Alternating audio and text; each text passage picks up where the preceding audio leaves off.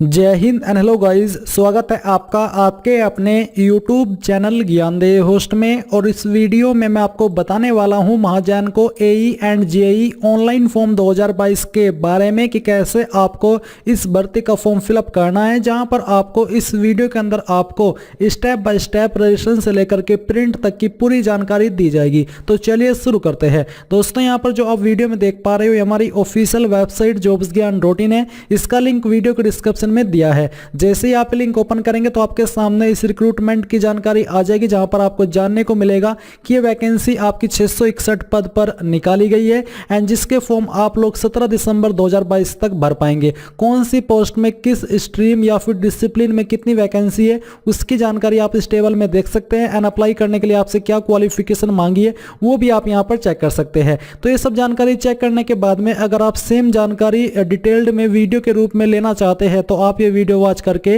ले सकते हैं। एंड इसके बाद में अगर आप इंटरेस्टेड है और आप एलिजिबल है अप्लाई करने के लिए तो आपको अप्लाई ऑनलाइन लिंक इसके ऊपर क्लिक करना है। इस पर क्लिक करने के बाद आपके सामने वेबसाइट आ जाएगी। ये वेबसाइट सिर्फ मोबाइल में लैंडस्केप मोड में ही ओपन होगी, यानी कि जैसे आप मोबाइल में गेम खेलते हैं कुछ इसी प्रकार से आपको इस वेबसाइट को ओपन करना है मोबाइल में, अगर आप मोबाइल से फॉर्म को भर रहे हैं। अब यहाँ पर आने पर आपको click here for new registration इसके ऊपर क्लिक करना है।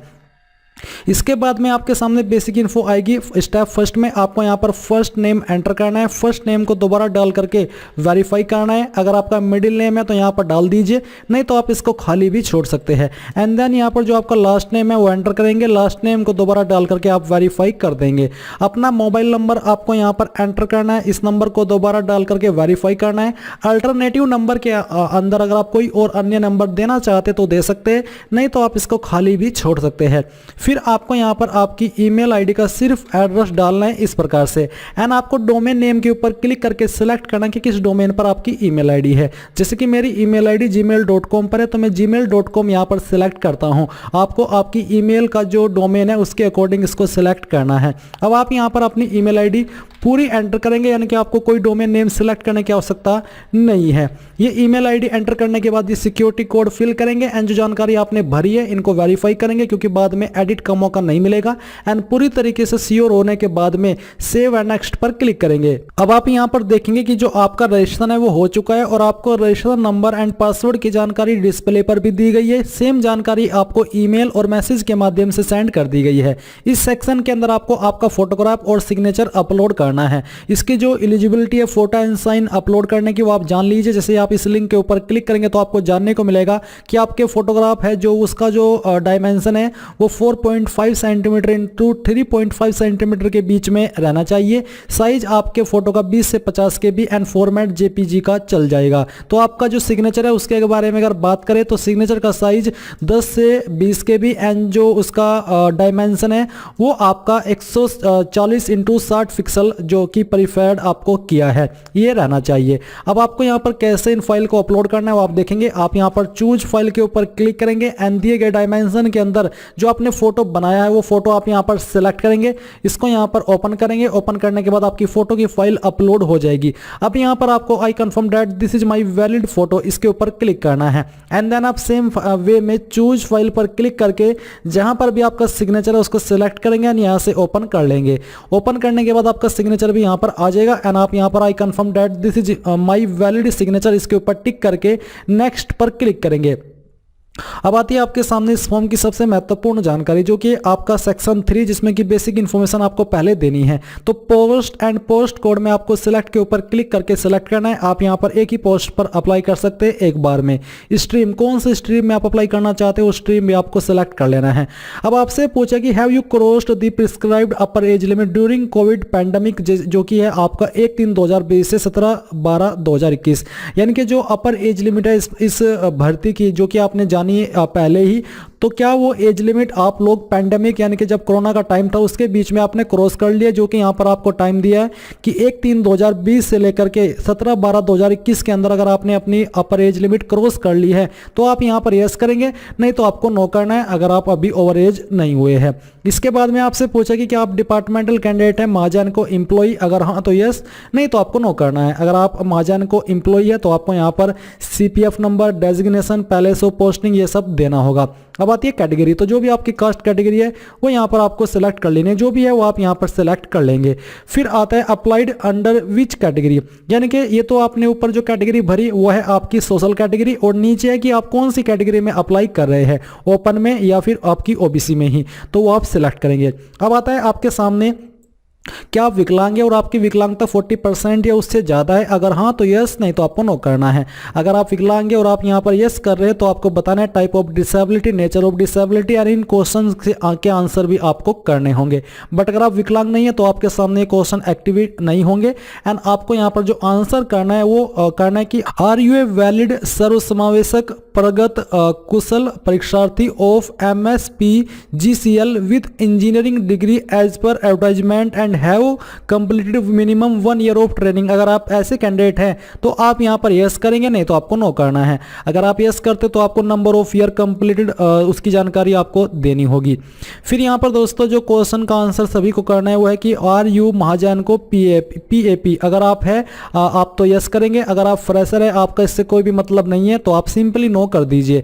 नो करने के बाद में यहां पर अगला सवाल आता है कि whether processing caste certificate issued by the competent authority of government of Maharashtra, यानी कि जो आपकी कैटेगरी ओबीसी या फिर जो भी आपने सिलेक्ट की है क्या वो प्रोसेस की गई है competent authority of government of Maharashtra, अगर हाँ तो यस, नहीं तो आपको नो करना है। Whether processing caste validity certificate issued by the caste scrutiny committee, अगर हाँ तो यस, नहीं तो यहाँ पर भी आपको नो करना है। अगर आप EWS कैंडिडेट है और आपके पास सर्टिफिकेट है तो आप यहाँ पर यस नो करेंगे, और उसके बाद में EWS सर्टिफिकेट नंबर और date of EWS certificate number वो भी आपको देनी होगी। अगला सवाल आता है कि do you want to avail benefit of women reservation, अगर हाँ तो यस, नहीं तो आपको नो करना है। जो वुमेन को रिजर्वेशन के फायदे मिलते हैं, बेनिफिट मिलते हैं, वो आपको यहाँ पर उसके अकॉर्डिंग यस नो में आंसर करना है अगर आप उसके लिए एलिजिबल है। फिर do you process women reservation certificate issued by the competent authority, ये आप तभी यस नो कर पाएंगे जब आप पहले वाले इस सेक्शन में यस करेंगे। फिर आता है कि do you want to avail benefit of sports person reservation, यानी कि जो स्पोर्ट्स पर्सन को रिजर्वेशन मिलता है कि आप उसको बेनिफिट अवेल करना चाहते हैं, आप स्पोर्ट्स पर्सन हैं, अगर हाँ तो यस, नहीं तो आपको नो करना है।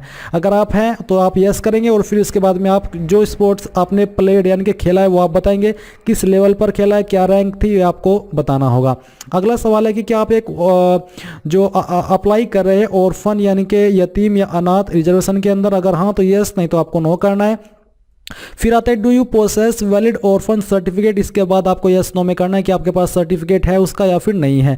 क्या आपके पास नॉन क्रिमिनल एयर सर्टिफिकेट या फिर इनकम सर्टिफिकेट जो कि इश्यू किया गया हो competent authority of government of Maharashtra आपके पास है ये सर्टिफिकेट, तो आप यस करेंगे, नहीं तो आपको नो करना है। अगर आप यस करते हैं तो आपका नॉन क्रिमिनल एयर वैलिड कब तक है उसकी डेट आपको देनी होगी और उसका सर्टिफिकेट नंबर भी देना होगा।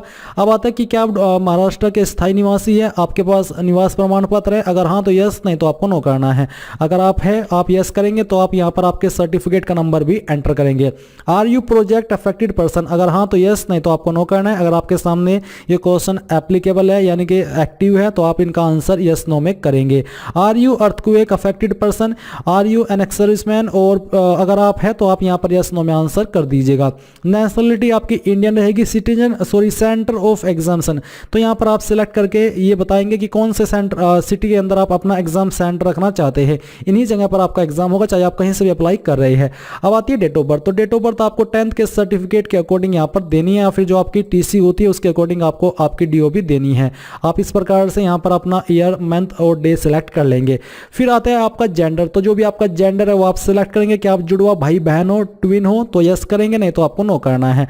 अगर आप यस करते तो आपको यहाँ पर नेम ऑफ ट्विन और उसका जेंडर भी देना होगा। मैरिटल स्टेटस आपका क्या है वो आपको यहाँ पर बताना है, एंड यहाँ पर आप आपके फादर का नेम एंटर करेंगे, आपकी माताजी का नाम एंटर करेंगे आप यहाँ पर सेम तरीके से, और जो आपका कोरस्पोंडेंस यानी कि प्रेजेंट एड्रेस है वो एड्रेस आपको यहाँ पर एंटर करना है। इस प्रकार से इन तीनों लाइन के अंदर थोड़ा थोड़ा करके आपको लिखना है, क्योंकि एक बॉक्स के अंदर 35 कैरेक्टर से ज़्यादा आप लोग टाइप नहीं कर पाएंगे, वो वैलिड नहीं माना जाएगा। अब आप यहाँ पर आपकी आपकी डिस्ट्रिक्ट लिखेंगे, आपकी स्टेट सेलेक्ट करेंगे और यहाँ पर आप अपना पिन कोड एंटर कर देंगे। मैं इस फॉर्म को डेमो के रूप में भर रहा हूँ तो एक रैंडम एड्रेस में ऐसे ही फिल कर रहा हूँ जो कि किसी भी जीवित व्यक्ति से संबंध नहीं रखता है। फिर आता है आपका कोरस्पोंडेंस एड्रेस। तो क्या आपका परमानेंट एड्रेस, तो अगर आपका कोरस्पोंडेंस यानी कि प्रेजेंट और परमानेंट एड्रेस सेम है तो आप यहाँ पर टिक कर देंगे। इसके बाद क्या आप choose the address for GST invoicing, GST invoice के लिए कौन सा एड्रेस आप रखना चाहते हैं जहाँ पर आप अपनी एप्लीकेशन फीस की जीएसटी इनवॉइसिंग सेंड करना चाहते हैं वो आप सेलेक्ट करेंगे। एंड देन आप यहाँ पर सेव एंड नेक्स्ट के ऊपर क्लिक करेंगे इन सभी जानकारी को चेक करने के बाद में। अब आपके सामने यहाँ पर आती है एजुकेशनल क्वालिफिकेशन जो कि आपकी पूरी होनी चाहिए 17 दिसंबर 2022 तक, जो कि जिसकी इसके बाद में होगी वो एलिजिबल नहीं है। फिर आता है आपका ग्रेजुएट डिग्री का सेक्शन। तो यहाँ पर आपको इसके ऊपर क्लिक करके बताना कि आपकी डिग्री इनमें से कौन से स्ट्रीम के अंदर है वो आप सेलेक्ट करेंगे। कब आपने क्वालिफिकेशन पास कर ली थी वो डेट, मंथ और यहाँ पर जो आपका ईयर है वो आप सेलेक्ट कर लेंगे। परसेंटेज आपकी कितनी थी वो टोटल परसेंटेज आपको यहाँ पर लिखनी है। ग्रेड आपकी क्लास या फिर क्लास क्या थी वो आपको सेलेक्ट करना है। फिर आता है डिप्लोमा। अगर आपके पास डिप्लोमा है तो आप यहाँ पर अदर्स के ऊपर क्लिक करके डिप्लोमा का नाम दे देंगे, नहीं तो आप इसको खाली छोड़ दीजिए क्योंकि कंपलसरी रूप में आपसे डिग्री या फिर डिप्लोमा ही मांगा है एज पर पोस्ट एलिजिबिलिटी। इसके बाद में अगर आपके पास कोई पीजी डिग्री है, कोई प्रोफेशनल क्वालिफिकेशन है तो आप उसका नाम दे करके ऐसे ही जानकारी दे देंगे जैसे कि अभी आपने ग्रेजुएट की इंफॉर्मेशन दी है। अब आता है एक सवाल कि do you have a certificate of secondary school certificate examination board और recognised university showing passing of secondary school certificate examination और मैट्रिक और higher examination of university with Marathi language as one of subject. यानी कि क्या आपके पास कोई certificate है जिसमें कि आपके पास one of subject Marathi subject था, जो कि आपकी ये जो सर्टिफिकेट है चाहे वो 10th का हो, चाहे फिर 12th का हो, या फिर किसी हायर क्वालिफिकेशन का हो, या फिर किसी ऐसे एग्जाम का हो जो कि मराठी से रिलेटेड है। अगर आपके पास है तो आप यहाँ पर यस करेंगे, नहीं तो आपको नो करना है। फिर आता है कि do you have certificate stating that the candidate can read, write and speak Marathi language fluently issued by professor of Marathi language of college या फिर institute affiliate to recognised university and counter signed by principal of the said college institute. Basically जो ये आपकी Marathi language है, क्या आपके पास कोई ऐसा सर्टिफिकेट है जिसमें कि ये पता चलता हो कि आपको मराठी लैंग्वेज रीड करनी आती है, लिखनी आती है और बोलनी आती है। अब ये जो सर्टिफिकेट है वो आपका किसी कॉलेज का है या फिर इंस्टीट्यूट का है एंड उसके ऊपर काउंटर साइन भी होने चाहिए उसी कॉलेज इंस्टीट्यूट के। अगर आपके पास है तो आप यहाँ पर यस करेंगे, नहीं तो आपको नो करना है। फिर आता है नेम ऑफ ऑर्गेनाइजेशन, यानी कि आपके पास एक्सपीरियंस का सेक्शन आया है। एक्सपीरियंस इसमें कंपलसरी नहीं है फ्रेशर के लिए, बट अगर आपके पास एक्सपीरियंस है तो आप यहाँ पर उसकी जानकारी देंगे, क्योंकि जो डिपार्टमेंटल कैंडिडेट है उनसे 5 साल का एक्सपीरियंस मांगा है। तो अगर आप डिपार्टमेंटल कैंडिडेट है आप कैसे एक्सपीरियंस भरेंगे वो आप जान लीजिए। नेम ऑफ ऑर्गेनाइजेशन के अंदर आप उस कंपनी का नाम देंगे जहां पर आपने काम किया है। बेसिकली महाजन को ही आपको लिखना होगा। डेजिग्नेशन में आपको आपकी पोस्ट का नाम लिखना है एंड यहाँ पर जो डेट मंथ ईयर है यहाँ पर वो आप डेट सेलेक्ट करेंगे जब आपने जॉब ज्वाइन की थी, और 2 के नीचे आप डेट मंथ ईयर वो सेलेक्ट करेंगे जब तक आपने जॉब की थी। बट अगर आप प्रेजेंटली वर्क कर रहे हैं, अभी आपने जॉब नहीं छोड़ी है, तो आप यहाँ पर प्रेजेंटली वर्किंग के सामने यस कर देंगे। फिर आपको जॉब छोड़ने वाली 2 के नीचे जो डेट है ये भरने की आवश्यकता नहीं पड़ेगी। आप यहाँ पर नेचर ऑफ ड्यूटीज रेस्पॉन्सिबिलिटीज में बताएंगे कि क्या काम आप करते हैं, आपकी रेस्पॉन्सिबिलिटीज क्या है। थोड़ा शॉर्ट में आपको बताना है क्यों आपने जॉब छोड़ी, ये आप यहाँ पर देंगे, बट ये आप तब नहीं देंगे जब आप प्रेजेंटली वर्किंग में यस कर देंगे।